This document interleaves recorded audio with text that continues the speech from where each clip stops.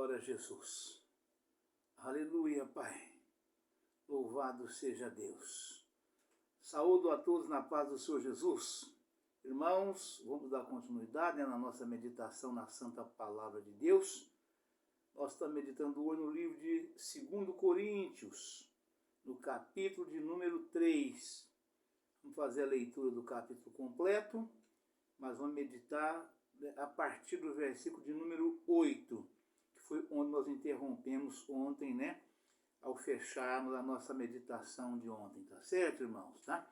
1 Coríntios, capítulo de número 3, do versículo 8 em diante, tá certo? Mas vamos fazer a leitura do capítulo completo, porque faz parte do contexto, né? E mais uma vez, reforçando os avisos aí com os irmãos, meus queridos amigos telespectadores do meu canal, o porquê de eu estar usando essa máscara, né? É porque nós estamos fazendo uns procedimentos dentários, estamos já encerrando, tá? E eu diria que esta é a última semana, tá certo, irmãos? Esta é a nossa última semana que nós vamos estar ainda usando máscara, tá certo? Não é esta aqui, porque hoje é sexta-feira, né? Então amanhã já é sábado, né?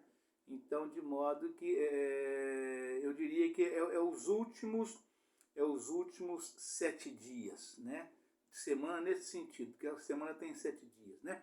Então é a nossa última semana usando máscara, porque a semana tem 7 dias. Então, de hoje a 8 dias, com toda certeza, né?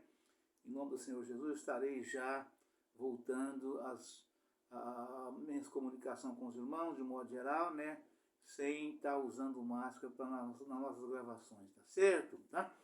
Mas vamos à meditação da Palavra de Deus, que diz o seguinte: porque nós não somos como muitos falsificadores da Palavra de Deus. Antes falamos de Cristo com sinceridade, como de Deus na presença de Deus. Porventura, começamos outra vez a louvar-nos a nós mesmos? Ou necessitamos, como alguns, de cartas de recomendação para vós ou de recomendação para vós? Vós sois a nossa carta escrita em nossos corações, conhecida e lida por todos os homens.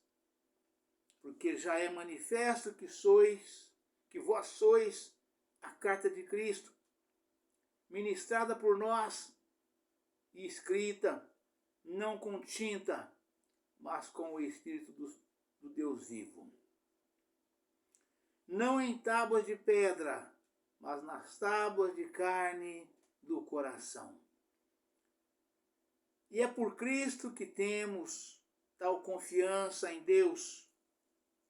Não que sejamos capazes, por nós, de pensar alguma coisa, como de nós mesmos, mas a nossa capacidade vem de Deus, o qual nos fez também capazes de ser ministro de um novo testamento.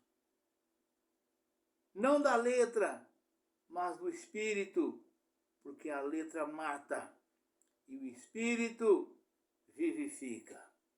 Aleluia, Pai. Louvado seja Deus. E se o ministério da morte, gravado com letras em pedras, veio em glória, de maneira que os filhos de Israel não podiam fitar os olhos na face de Moisés, por causa da glória do seu rosto, a qual era transitória. Como não será de maior glória o ministério do Espírito? Porque se o ministério da condenação foi glorioso, muito mais excederá em glória o ministério da justiça. Aleluia, Pai. Louvado seja Deus. Glória a Jesus.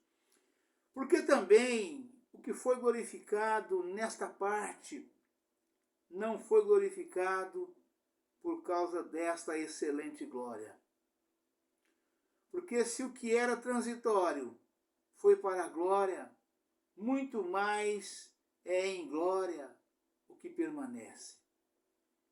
Tendo, pois, tal esperança, usamos de muita ousadia no falar. E não somos como Moisés, que punha um véu sobre a sua face, para que os filhos de Israel não olhassem firmemente para o fim daquilo que era transitório.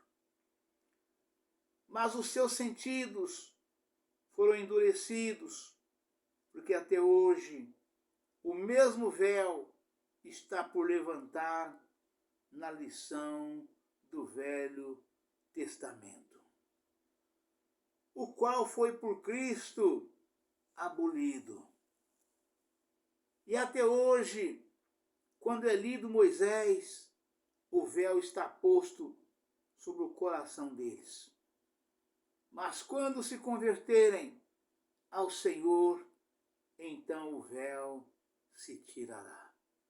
Ora, o Senhor é Espírito, e onde está o Espírito do Senhor, aí há liberdade.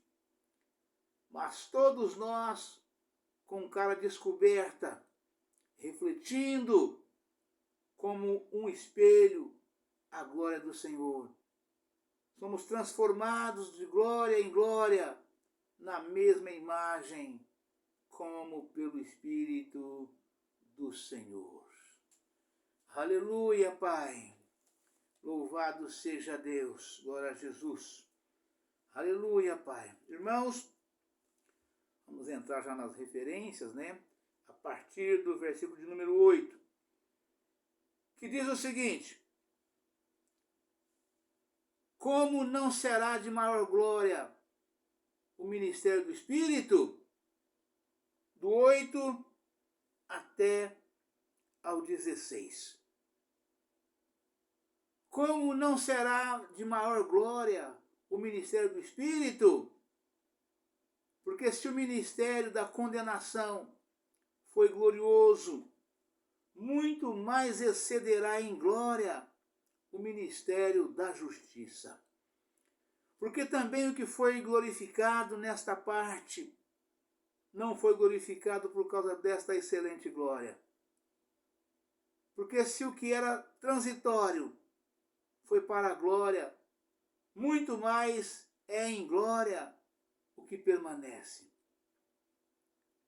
Tendo, pois, tal esperança, usamos de muita ousadia no falar.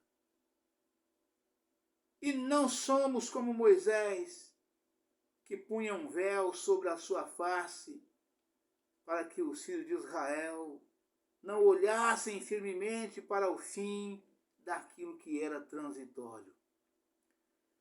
Mas os seus sentidos foram endurecidos, como até hoje o mesmo véu está por levantar na lição do Velho Testamento, o qual foi por Cristo abolido. E até hoje, quando é lido Moisés, o véu está posto sobre o coração deles. Mas quando se converterem ao Senhor, então o véu se tirará. Aleluia, Pai. Louvado seja Deus. E a referência diz a respeito desse assunto. Aqui, Paulo chama o Novo Testamento, ou o Novo Concerto, o ministério do Espírito, referindo-se à ministração do Espírito Santo. Mediante a fé em Cristo, recebemos o Espírito Santo, nascemos de novo. Ver o estudo A Regeneração, página 1576. E recebemos a promessa do batismo no Espírito Santo. Atos, capítulo 1, versículo 8. Atos capítulo 2, versículo 4. Todos os benefícios redentores em Cristo vêm através do Espírito Santo. É Ele quem nos transmite a presença de Cristo e todas as suas bênçãos. Verso 9. Ver o estudo, a doutrina do Espírito Santo, página 1639. Vamos agora para a parte que fecha a mensagem nas referências. Onde está o Espírito? Aí há liberdade, diz a referência. Onde está a mensagem da referência? Onde está o Espírito? Aí há liberdade. Né? Então, os versículos 17 e 18, que fecha a mensagem, diz: ora, o Senhor é Espírito, e onde está o Espírito do Senhor, aí há liberdade. Mas todos nós, com cara descoberta, refletindo como um espelho a glória do Senhor, somos transformados de glória em glória, na mesma imagem como pelo Espírito do Senhor. Aleluia, Pai, louvado seja Deus. E a referência diz, irmãos, onde está o Espírito, aí há liberdade. Né? A liberdade que vem através de Cristo. Gálatas, capítulo 5, versículo 1. É, acima de tudo, libertação da condenação e escravidão do pecado. Versos 7 ao 9. Romanos, capítulo 6, versículos 6 ao 14. Romanos, capítulo 8, versículo 2. Efésios, capítulo 4, versículo 22 ao 24. Colossenses, capítulo 3, versículos 9 e 10. E do domínio total de Satanás. Atos, capítulo 26, versículo 18. Colossenses, capítulo 1, versículo 13. 1 Pedro, capítulo 5, versículo 8. A verdadeira libertação começa quando o crente se une a Cristo. Atos, capítulo 4, versículo 12. Efésios, capítulo 1, versículo 7. E recebe o Espírito Santo. Pelo estudo, a regeneração, página 1576. A libertação da escravidão espiritual é mantida através da presença contínua do Espírito Santo no crente. E pela obediência deste, a orientação do Espírito Santo. Romanos, capítulo 8, versículos 1, SS. Gálatas, capítulo 5, versículo 18.